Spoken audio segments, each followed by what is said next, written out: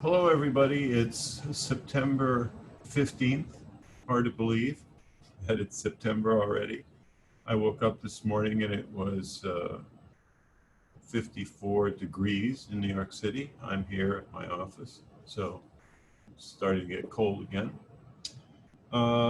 It's 3 o'clock in the afternoon, and today I'm going to share a pre-recorded interview with Joseph Chackola in India. And Joseph is has a big following on our site, so it'll be interesting to hear from him how things are going in India. We'll have to listen carefully because it's a little bit of a rough connection. But before we go to that interview, let's take a look at a couple of stories that appeared in Healthcare Business News today. Here's a very interesting story about how Radiology Partners is going to acquire the MEDNAX radiology unit for $885 million, part of this continuing effort toward acquisition.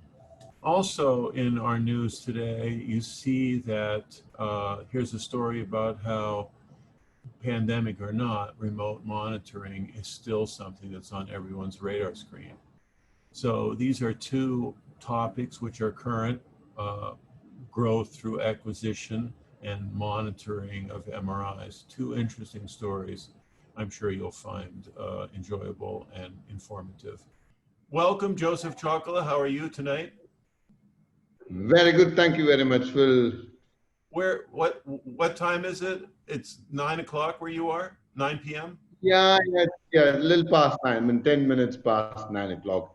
And I'm in Palghat, Kerala. Yeah, and how are things in Kerala?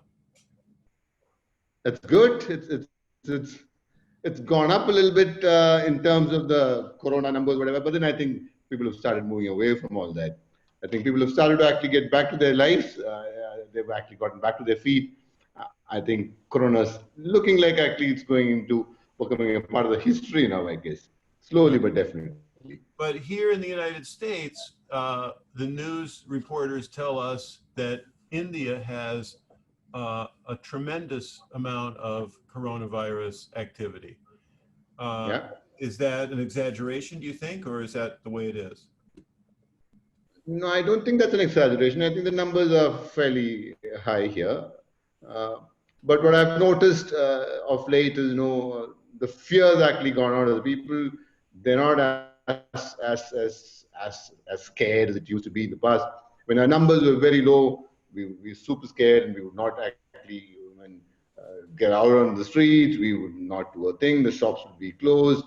But then the numbers high, I think people have actually literally moved on. They've actually gotten the fact, or they've actually realized that they need to live with it. And I think that's actually really making the change. Even at the federal and the state levels, the governments have actually also kind of actually in some way or the other accepted the fact that we need to move on. It doesn't actually help us to actually stay blocked and actually stay stuck. I see. Now, what about a vaccine? Is India working on a vaccine? Do you know? There's been, kind of actually information that's coming through the press on and off about, some kind of an arrangement with universities around the world to actually develop some vaccines. But I don't think there's anything concrete that's actually evolved, or nothing that's actually come up to actually say, yes, we've got something. I think we're still actually kind of actually working on it. I don't think there's anything genuinely concrete that's actually come up about it. Now, are people on the street wearing masks?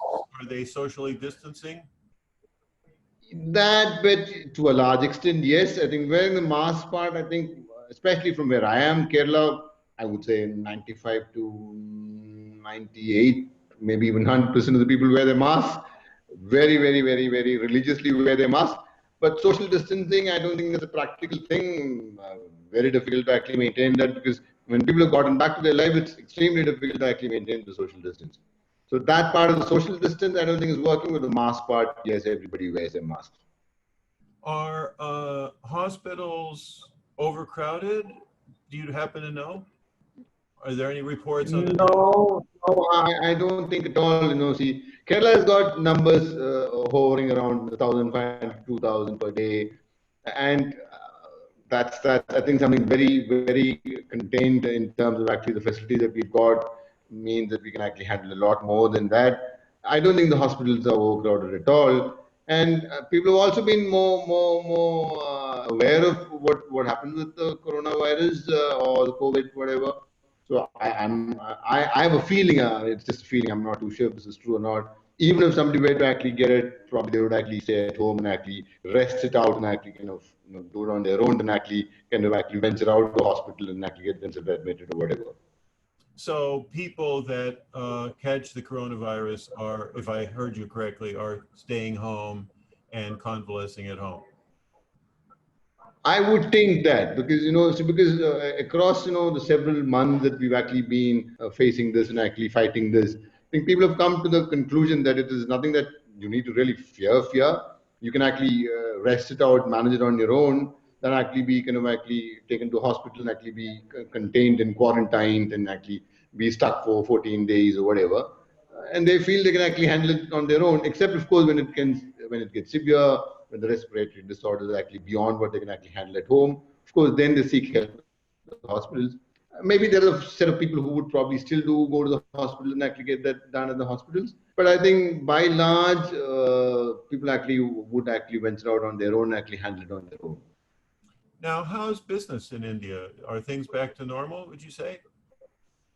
I wouldn't say normal. It's getting back is what I can say. Slowly, but definitely. But slowly, very slowly, yes. Now, speaking of business, for those of our viewers who are your friends, of which there are quite a few because you had quite a lot of viewers on your last interview, how is you've